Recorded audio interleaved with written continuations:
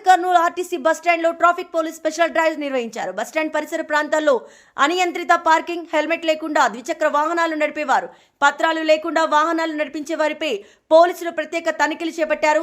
ఈ సందర్భంగా ట్రాఫిక్ నియమాలు పాటించాలంటూ వాహనదారులకు అవగాహన కల్పించారు. ప్రజల భద్రత కోసమే ఈ డ్రైవ్ చేపడుతున్నట్లు పోలీసులు తెలిపారు.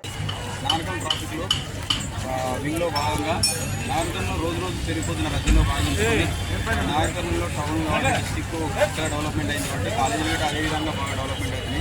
కాలేజీలోకి వెళ్ళే స్టూడెంట్స్ కానీ స్కూల్లోకి వెళ్ళే స్టూడెంట్స్ కానీ వాళ్ళ పేరెంట్స్ తెలియక ఇవ్వడం వల్ల, లేకపోతే వీళ్ళందరూ స్వతహా పేరెంట్స్ చెప్పకుండా బండి తీసుకొని కాలేజీలోకి రావడం, ఇష్టానుసారంగా ముగ్గురు ఇద్దరు స్టూడెంట్స్ ఎక్కేసి అట్లు కొట్టుకుంటూ తిరగడం జరుగుతుంది.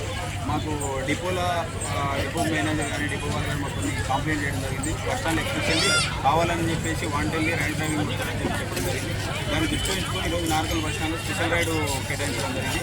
ఈ స్పెషల్ రైడ్లో ఇప్పటివరకు రన్ అయితే ఉంది. ఇప్పటివరకు 5 బండ్లు మైనర్ డ్రైవింగ్ సంబంధించి వీళ్ళందరినీ సైడ్ తీసుకున్నాము. వీళ్ళందరికీ కౌన్సిలింగ్ కండక్ట్ చేసి వీళ్ళ పేరెంట్స్తో ఇట్లా మాట్లాడి కౌన్సిలింగ్ కండక్ట్ చేసి వాళ్ళకు డిసిప్లినరీ యాక్షన్ ఏదైతే ఉందో దాని ప్రకారం చలాన్ని విధించేసి వీళ్ళను మళ్ళీ తిరిగి కాలేజీలకు చేయనట్టు చెప్పిన విధంగా కోరుకుంటున్నాను.